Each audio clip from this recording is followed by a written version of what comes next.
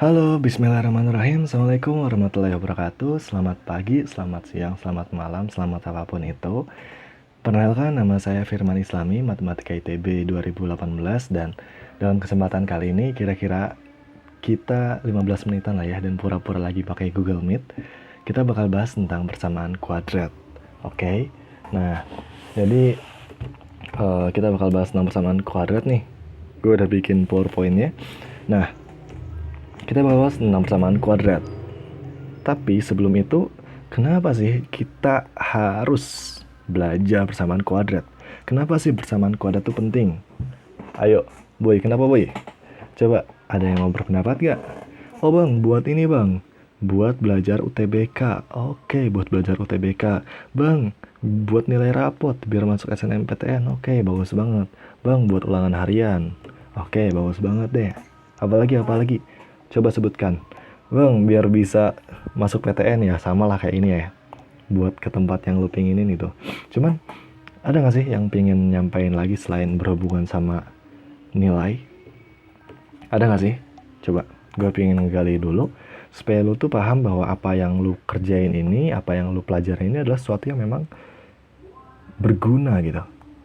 Jadi, kalau seandainya lu tahu bahwa apa yang lu pelajarin ini berguna, gue yakin bahwa lu tuh gak akan merasa bahwa diri lu tuh sia-sia karena udah mempelajari ini gitu. Nah sekarang gue pengen lihat ini, ngajakin ini. Coba lihat ini, ada jembatan, ada bangunan yang bentuknya melengkung, ada jembatan yang bentuknya melengkung juga, ya kan? Ini warna merah melengkung juga kan? Nah, bentuk-bentuk lengkung ini, segala hal yang bentuk melengkung ini tuh bisa dia buat didasari dengan kemampuan persamaan kuadrat gitu. Ini termasuk dalam persamaan kuadrat juga. Jadi kasarannya, kalau lo nggak bisa belajar tentang persamaan kuadrat dengan baik, bisa dipastikan jembatan yang lo bikin bakal rubuh, bangunan yang lo bikin bakal nggak kokoh, dan jembatan layang ini, yang melengkung ini, ya udah nggak akan pernah bisa kebikin gitu. Kalau seandainya lo nggak bisa menguasai persamaan kuadrat. Jadi kasarnya nih, kalau seandainya lo mau jadi arsitek, mau jadi ahli teknik sipil yang kayak gitulah gitu kan, maka pelajaran itu bakal cocok banget. Bang, tapi gue gak mau jadi teknik sipil, gue mau jadi yang lain gitu kan. Nah, ya itu gak apa-apa, cuman hal ini tuh insya Allah bakal jadi materi pondasi deh. Karena sesungguhnya materi persamaan kuadrat ini bukan cuma berhubungan sama teknik sipil doang, tapi bisa juga ke yang lain gitu. Bang, yang lain itu apa aja ntar aja setelah belajar ini, oke? Kita lanjutin diskusinya. Sekarang kita tuntasin yang fokus yang wajibnya dulu. Nah, setelah lu tahu reasonnya untuk apa belajarnya, gue harap lu punya motivasi yang lebih tinggi lagi. Cuman sebelum kita lanjut, gue mau ngasih tahu bahwa ada prasyarat. Nah, semacam prasyarat atau semacam apa ya, hal-hal yang lu perluin supaya bisa belajar persamaan kuadrat dengan baik dan mudah. Pertama adalah paham pengertian akar-akar dari persamaan. Lo mungkin pernah dengar akar serabut, akar tunggang dan sebagainya, cuman ini akar-akar dari persamaan. Maksudnya apa sih? Nah gini, misalkan ada 2x ditambah 6 sama dengan 10 gitu kan. Di sini lo tahu, lo kurangi 2 ruas dengan 6, jadi 2x sama dengan 10 kurang 6, hasilnya sama dengan 4, ya kan? 10 kurang 6, berarti 2x sama dengan 4, x-nya sama dengan 4 per 2, atau sama dengan 2, gitu. Nah, si x sama dengan 2, ini adalah akar dari persamaan. Nah, akar dari persamaan yang mana? Persamaan yang ini, yang 2x tambah 6 ini gitu. Terus yang kedua, setelah lu paham tentang persamaan akar pengertian dari akar-akar dari persamaan, yang kedua adalah lu menguasai aritmatika dasar. Apa itu aritmatika dasar? Kayaknya susah banget sih. Enggak. Jawabannya aritmatika dasar adalah yang masalah tentang kali, bagi, tambah, kurang. Nah, kalau seandainya lu bisa menguasai dua hal ini, maka insya Allah deh lu bisa mempelajari persamaan kuadrat dengan cepat. Dan lagi ini kan SMA ya. Kalau saya ini dua pelajaran ini seharusnya lu udah pelajari di SMP. Jadi lu seharusnya udah bisa lah, gue percaya. Lanjut deh, bentuk umum persamaan kuadrat gimana? Nah ini dia bentuknya, ax kuadrat ditambah bx tambah c sama dengan 0, dimana a-nya tidak sama dengan 0. Nah coba, kenapa coba a-nya tidak boleh sama dengan 0? Ya jelas lah boy, kalau seandainya a sama 0, ini kan kita ngomongin tentang kuadrat ya kan? Kita ngomongin tentang kuadrat. Kalau seandainya a-nya sama 0, berarti kan 0 dikali X kuadrat. 0 kali X kuadrat habis dong. Ini berarti hilang dong. Kalau ini hilang berarti sisanya tinggal BX plus C doang dong. Ya nggak? Tinggal BX plus C. Ini namanya apa? Ini mah persamaan linear. Nah, ini persamaan linear, men. Bukan persamaan kuadrat. Padahal sekarang kita mau belajar persamaan kuadrat. Makanya, lu dapat alasan bahwa A-nya tidak boleh sama dengan 0. Ini syarat pertama. Oke, bisa dipahami ya. Jadi, lu nggak sekedar hafalan, tapi lu punya alasan. Kenapa sih si A-nya tuh nggak boleh sama dengan 0? Gitu. Dan, di sisi lain, ini ada yang penting juga nih. Ini kan bentuknya AX kuadrat ya. AX kuadrat ditambah BX plus C sama dengan 0. Nah, sebenarnya, kalau lu ketemu soal nanti, lu bakal nemuinnya AP kuadrat ditambah BP ditambah C sama dengan 0. Atau A kurung buka M-1 kuadrat ditambah B kali M-1 plus C sama dengan 0. Atau A, kalau diumumin lagi ya, jadi A kotak kuadrat ditambah B kotak ditambah C sama dengan 0 gitu. Kenapa gue nyebutnya ini kotak gitu? Karena lu pakai kotak, semua angka bisa masukin ke sini. Bisa masukin M-1, bisa masukin X plus 2, X plus 3, dan sebagainya. Jadi, supaya lu paham bahwa ini tuh bentuknya bukan nyari X doang. Bukan hanya X doang. Gak cuma X doang gitu. Tapi bisa jadi nyari M, nyari P, nyari apapun itu gitu ya. Yang jelas template-nya ini A kotak kuadrat ditambah B kotak ditambah C sama dengan 0. Gitu ya. Jadi silahkan diluaskan sudut pandangnya. Nah, bentuk persamaan kuadrat ini kan kayak gini ya. Gue kasih salah satu biar makin gampang.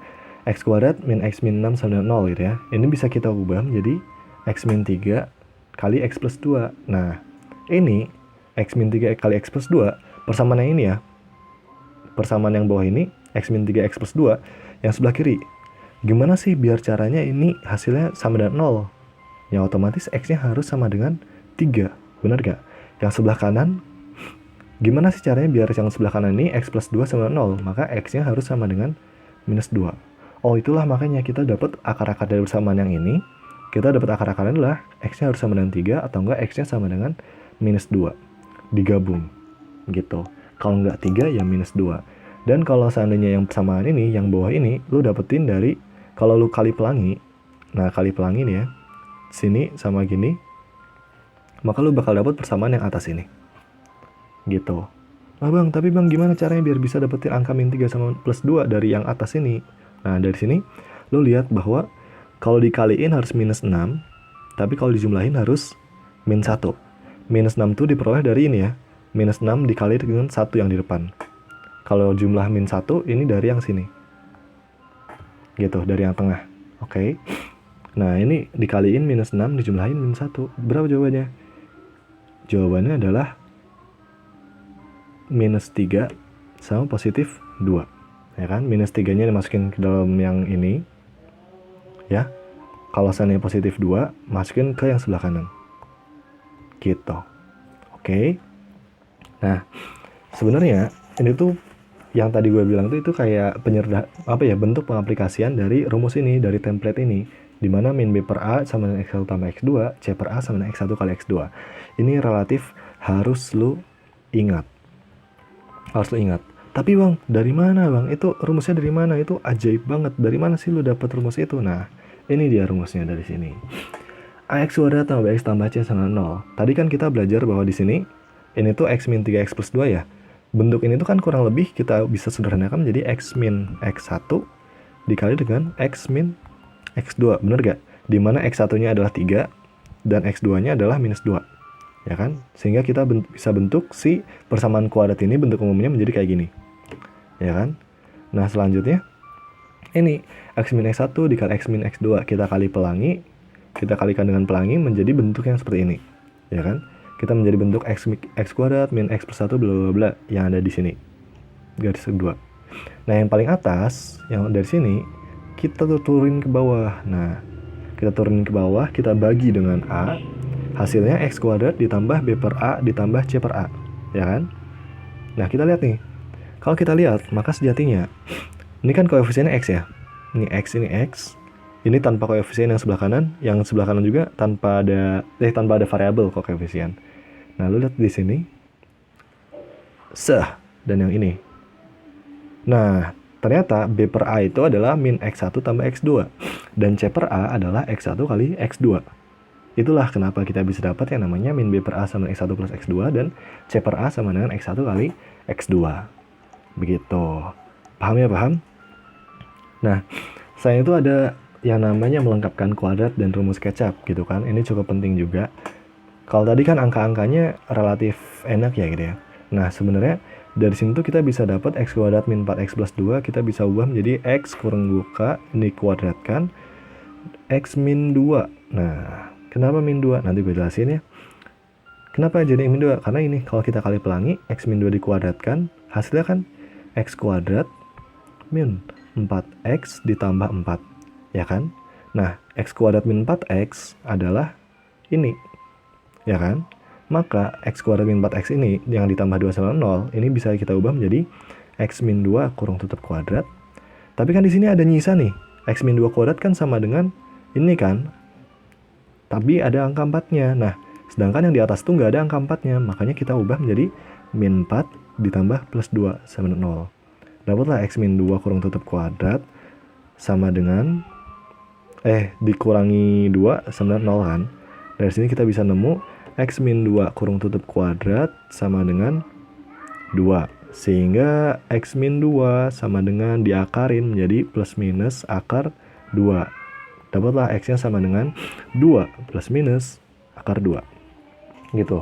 Ini X1, X2 ya. Jadi X1-nya sama dengan 2 plus akar 2. X2-nya sama dengan 2 minus akar 2. Nah gitu. Oke, paham ya? Ini juga ada nih rumus kecap. Rumus kecap ini intinya ini. Min B per 2A plus minus akar dari B kuadrat min 4AC per 2A.